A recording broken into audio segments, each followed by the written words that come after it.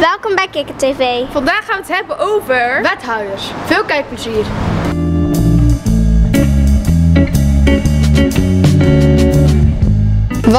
Weet je wat een wethouder allemaal doet? Nee, eigenlijk niet. En waarom weet je dat niet? Weet je het ook niet ongeveer? Ja, een klein beetje wel. Ik denk wel dat ik weet wat hij ongeveer doet, maar wat precies zijn taak is, dat weet ik niet. Weet je wat een wethouder is? Een wethouder is iemand die hoort de wet te kennen. Dat moet u dus, daar gaat hij over. Winkels, bedrijven, of dat wel kan, of het wel voor de wet toegestaan is en zo. Dat gaat. En trouwen natuurlijk. Zoals bijvoorbeeld je paspoort en zo, of er iets mis is en zo.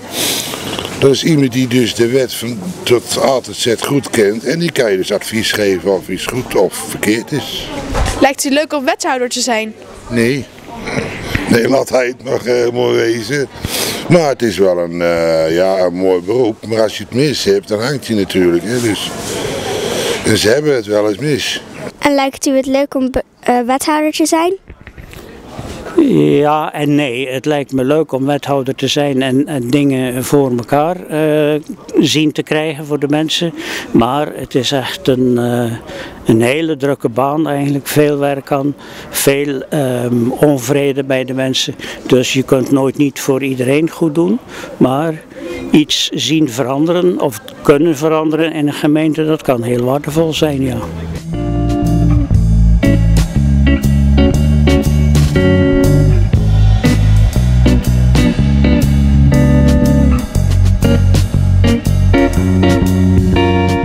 Wat is een wethouder precies?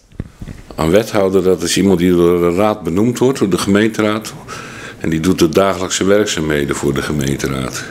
Dat is vaak veel vergaderen, maar ook beslissingen nemen over waar we scholen gaan bouwen. Of waar we woningen gaan bouwen. Of welke straat we gaan veranderen. Dat soort dingen. Dat doet een wethouder. Oké. En doen die ook dingen voor jongeren?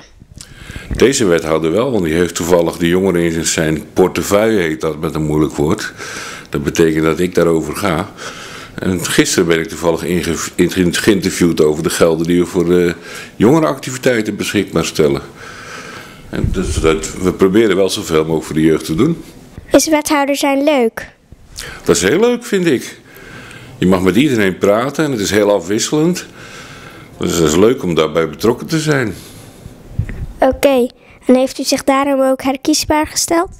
Ja, dat klopt. Ik vind het heel leuk en er zijn een heleboel dingen in beweging bij de gemeente. Dus ik wil dat graag nog een keer doen. En als u herkozen zou worden, hoe zou u dan voelen? Nou, dan zou ik me wel blij voelen, want dan mag ik nog 4 jaar mijn best gaan doen voor deze gemeente. En wat gaat u dan doen voor jongeren de komende 4 jaar?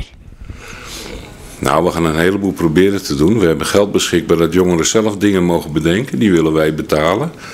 We gaan natuurlijk kijken of we jongeren kunnen helpen met het organiseren van activiteiten. Dus dingen die ze graag willen doen. En zo gaan we ieder jaar weer wat bekijken om die jongeren zo actief mogelijk te maken in deze gemeente.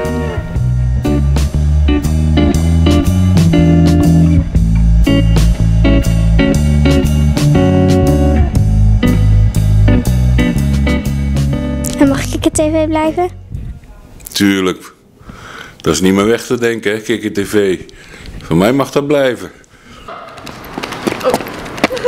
Dit was Kikker TV. Bedankt voor het kijken.